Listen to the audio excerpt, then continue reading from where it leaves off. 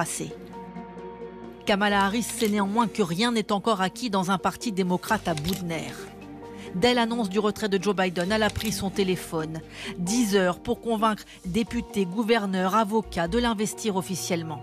Derrière elle, déjà, une large coalition, dont des poids lourds du parti. Le gouverneur de Californie ou les époux Clinton. Et sa candidature séduit les donateurs. Déjà 49 millions de dollars engrangés. La plus grosse collecte en une seule journée.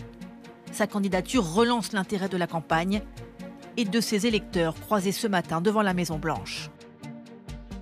Ça va donner un nouveau souffle à la campagne, c'est sûr, elle est beaucoup plus jeune.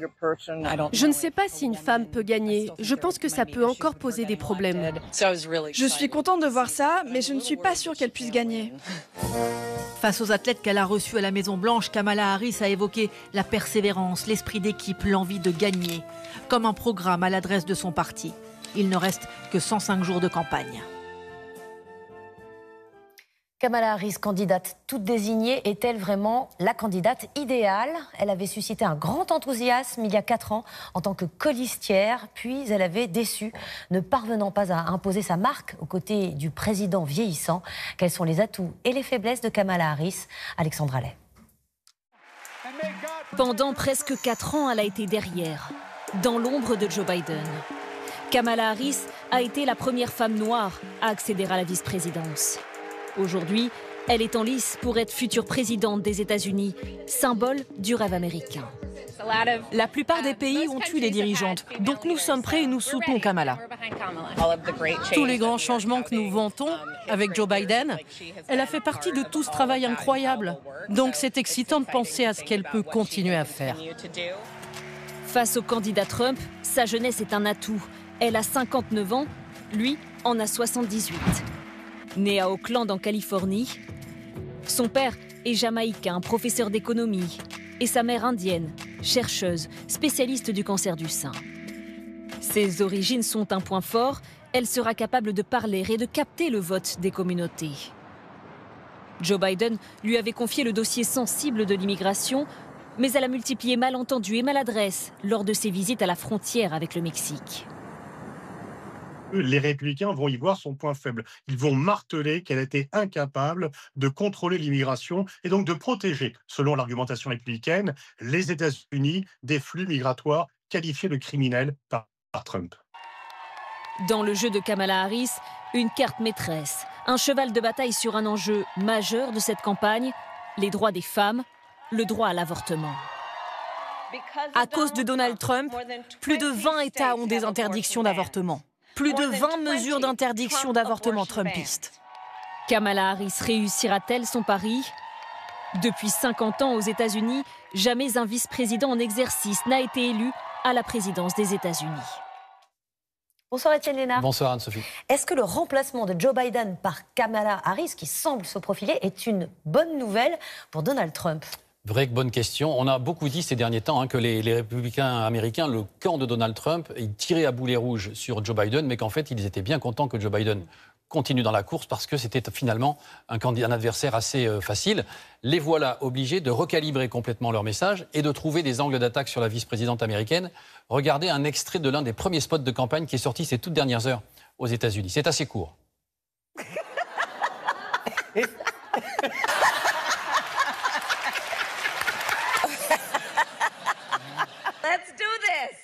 Voilà, on est un peu au ras des pâquerettes. Ouais, c'est le sympathique, moi, mais... Donc, en fait, en perdant Joe Biden, Donald Trump, il perd d'abord l'argument de l'âge. C'est celui qui devient le plus vieux dans cette élection. Et puis, elle ne va pas se priver de renvoyer Donald Trump à sa condition de seul président américain condamné par la justice, elle qui a longtemps été Madame la procureure de Californie. Et les débats télévisés promettent le détour. Mais attention, Donald Trump marche sur l'eau depuis qu'il a échappé à la mort. Il devançait Joe Biden dans les sondages. Il devance aussi Kamala Harris, à peu près dans les mêmes proportions. Toute la question maintenant, c'est de savoir si, libérée de la tutelle de Joe Biden, sa vice-présidente va réussir à incarner dans un délai très court un nouveau projet pour l'Amérique et pour ceux des électeurs qui n'ont pas encore choisi leur camp. Merci Étienne. Il y a quelques jours encore, Joe Biden répétait qu'il n'abandonnerait pas malgré les pressions, les mauvais sondages et malgré le Covid-19 qui l'a frappé au pire moment. Pourquoi le président de 81 ans a-t-il finalement renoncé? Qui l'a convaincu de le faire? Odile Longval et Billy Comte. Voici la maison dans laquelle l'élection présidentielle américaine a basculé ce week-end. La résidence de vacances de Joe Biden dans le Delaware. Là où le président et ancien candidat à sa succession a pris la décision la plus difficile de sa carrière, à huis clos. Sa femme Jill Biden est à ses côtés. Il a réuni ses plus proches conseillers. Parmi eux, ces deux hommes que le président appelle samedi après-midi. « J'ai besoin de vous », leur dit-il. Steve Ricketty est un conseiller de longue date. Mike Donilon, la plume de ses discours. Ensemble, ils passent en revue les sondages une dernière fois. Mais depuis plusieurs jours déjà, Joe Biden réfléchit à son abandon. Jusque tard dans la nuit de samedi, tous les trois travaillent sur cette lettre. Avec elle, c'est l'histoire du pays qui s'écrit. Être votre président fut le plus grand honneur de ma vie. Et même si j'ai cherché à être réélu, je crois qu'il est dans l'intérêt de mon parti et du pays que je me retire. Ces mots, les membres de sa propre équipe les liront 1 minute avant leur diffusion au monde entier, dimanche à 13h46. Quelques heures auparavant, seules 3 personnes sont mises dans la confidence. La vice-présidente Kamala Harris, son chef de cabinet et sa directrice de campagne. Celle qui martelait toujours 2 jours plus tôt que Joe Biden restait en lice. Bien sûr que le président est dans la course, on le répète encore et encore. Il doit montrer qu'il se bat pour le peuple américain comme il l'a fait depuis le débat.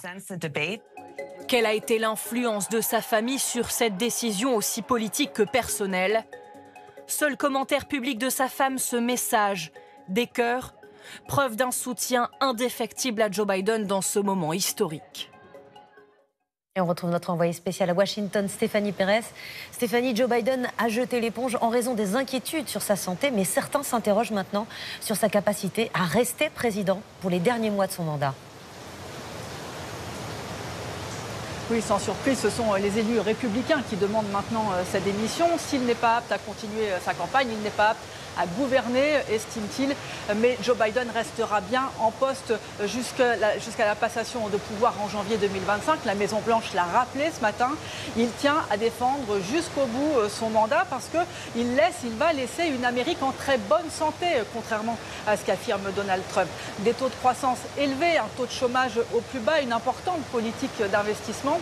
Sur le plan de la politique étrangère, on retiendra l'importance du lien, le renforcement du lien avec l'OTAN, l'importance de l'investissement américain dans l'aide à l'Ukraine.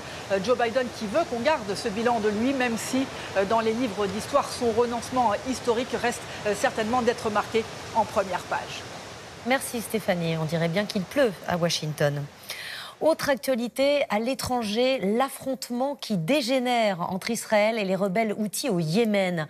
L'aviation israélienne a massivement bombardé le port yéménite de Hodeïda samedi. Les rebelles ont voulu s'en prendre au port israélien d'Elat, mais leur missile a été intercepté. Maryse Burgot, Offset Nalbandian. Le Premier ministre israélien supervisant des frappes aériennes au Yémen. La détermination de Benyamin Netanyahou